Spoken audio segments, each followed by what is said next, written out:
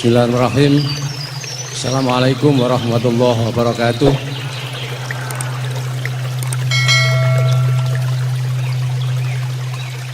Yang saya ingin tanyakan kepada Gus Baha, saya itu sering ngaji lewat YouTube panjenengan Gus.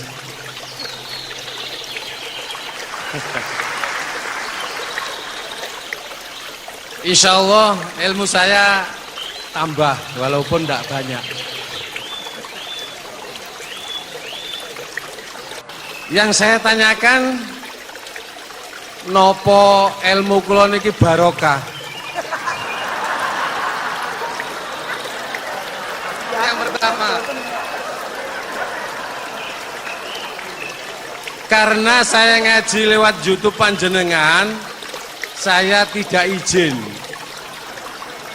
Untuk itu hari ini saya izin panjenengan. Mudah-mudahan ilmu ingkang saya dapat dari panjenengan niku saged barokah. Niku Gus. Terima kasih. Wassalamualaikum warahmatullahi wabarakatuh. Waalaikumsalam warahmatullahi wabarakatuh. Langsung mohon Gus nggih, yang satunya dulu. Ya Pak Haji. Oh gitu. Monggo Gus. Itu tetap barokah dan kebaikan itu mah nggak perlu minta izin. Kalau kebaikan minta izin jadi repot.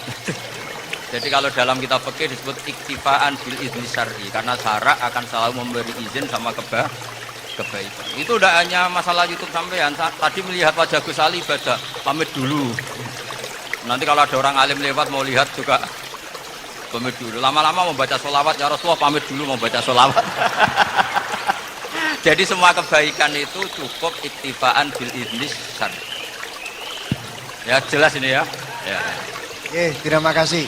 Jangan lupa pulsane tuku dhewe lek ndelok YouTube. Wifi-nya juga jangan nyolong. Harus passwordnya izin kepada yang punya wifi. Baru nanti 100% barokah. Mbak yang belakang bisa berdiri.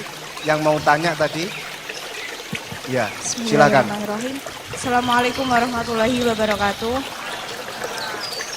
Mohon izin Kiai Gus, saya di sini mau tanya, selain sebagai pelajar santri, saya juga sebagai seorang mahasiswi di salah satu universitas di Surabaya. Yang saya tanyakan sebagai pemuda milenial, kita semua tahu bagaimana keadaan demokrasi negara Indonesia saat ini. Yang saya tanyakan bentuk dari hubul waton minal iman. Hubul waton di sini, bolehkah saya sebagai seorang mahasiswi menyuarakan pendapat saya, berjuang bentuk ijtihad demi keadilan berupa demonstrasi?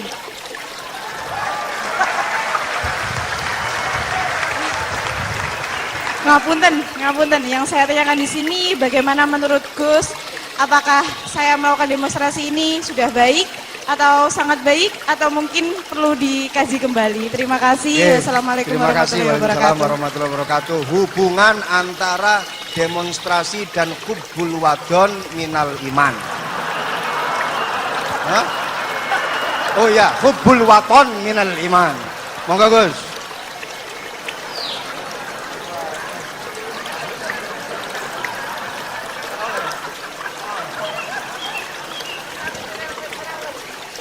Ini benar-benar ahli. Begini kan, demonstrasi itu kan makna pokoknya itu kan apa? Memperlihatkan. Makanya demonstrasi kekuatan maknanya ya show, ya memperlihatkan satu apa? Kekuatan. Sehingga kalau dalam Islam itu ya fleksibel, asal itu tidak merugikan orang lain, tidak anarkis, tidak mandorot bagi kelompok lain tentu boleh. Bahkan kalau tidak apa menyuarakan suara kita tentu dengan cara-cara yang tetap islami ya, itu malah kita disalahkan karena berarti tidak ikut bertanggung jawab terhadap proses bernegara. Tapi tentu disuarakan secara konstitusional dan secara baik. Kemarin pas demo di Jogja yang ramai itu masalah rancangan KUHP itu, rektor UI juga ketemu saya pamit terus mau demo itu. Ya tapi yang baik dan sopan kan.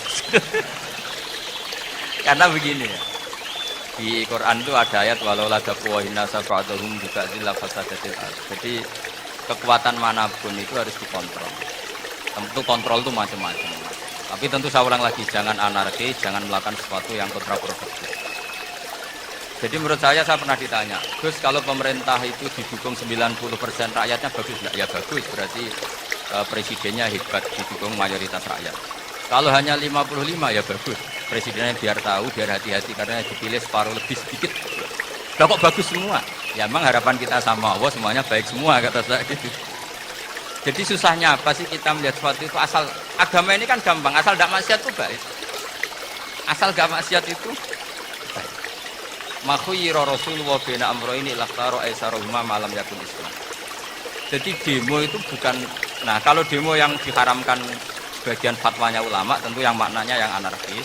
Kalau yang dihalalkan tentu maknanya yang tertib. Itu biasa dalam hukum fikih. Rasulullah ngendikan A, mahmalnya seperti ini. Rasulullah ngendikan B, mahmalnya seperti ini. Karena kadang ngendikanin Nabi cara zahir itu berlawanan. Misalnya Nabi ditanya, amal paling baik apa ya Rasulullah? Nyaur utang gitu. Karena biasa yang ngemplang mungkin yang tanya itu tukang. Tapi kadang Nabi jawab birrul walidain. Kadang jawab as-sholat di awali waktiha. Karena penanyanya ini beda. Gimana? Ya, takor atau sholat. Kan gitu. Jadi ini penting saya utarakan karena zaman Nabi itu ya biasa Nabi misalnya ngendikan sesuatu itu. Terus ada juga sahabat yang memperlihatkan pendapatnya. Tapi tidak niat bantah. Masyhur itu dalam tarikh. Saya beri contoh yang masyhur. Nabi pernah sholat zuhur itu 2 rakaat. Sebagian riwayat mengatakan asar, tapi yang lebih kuat itu zuhur. Setelah 2 rakaat Nabi sholat, itu akabiru sahabat papan atas sudah ada yang ngendikan karena mereka sopan semua, tahu etika.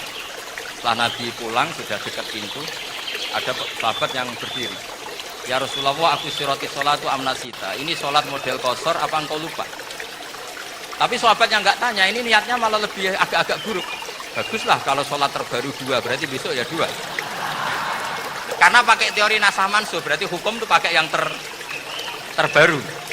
Jadi gayanya tidak tanya, tapi lebih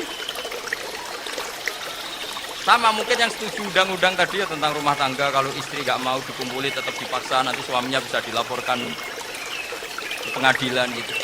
Saya pasti mikir saya bukan masalah pengadilannya, pasti istrinya cantik. Kalau jelek kan nggak mungkin dipaksa. Ini ketularan ya. Jadi saya cara berpikir tuh, jadi tak pikir lucunya saja, bukan pikir serius. Ketularan ya, sudah ketularan ya. Karena keburukan itu mudah nular. Akhirnya Nabi kembali lagi, enggak, kullu dzalika lam yakun, semua itu tidak terjadi.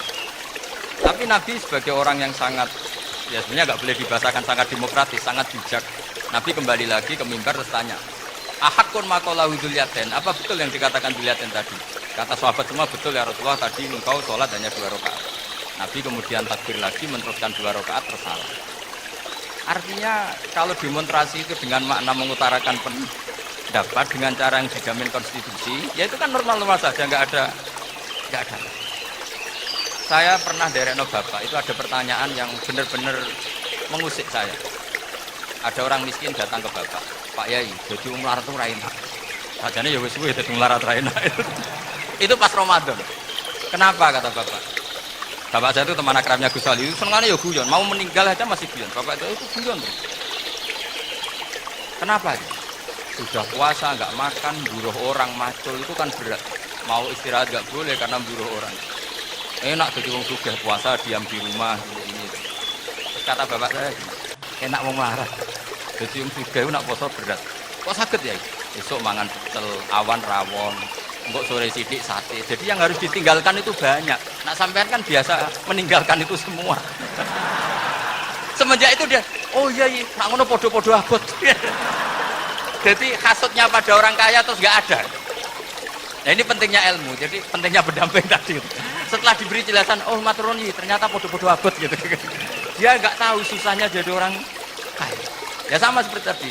Ya saya puasa, kerja gini-gini, bojo sitok elek. Terus dari yang bojone 4 cantik semua abot aku.